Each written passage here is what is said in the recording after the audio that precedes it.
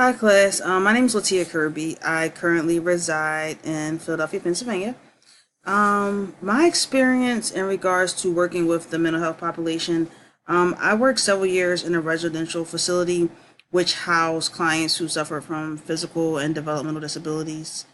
The way that I participated in the DSM, five diagnoses is I work with the clinical staff in regards to gathering information to help them properly diagnose the clients in regards to their daily activities, if they were making any progress, corresponding with the medications that they were taking at the time. So my experience would come from working with the staff surrounding individuals who had different mental and physical disabilities. I also assisted by taking the clients on different doctor's appointments, so I was able to work with the actual physicians and psychiatrists who assisted in regards to development of the diagnosis and treatment plan. That, for the most part, pretty much sums up my experience working with the mental health population. I wish everyone a very successful semester, and I look forward to working with you all.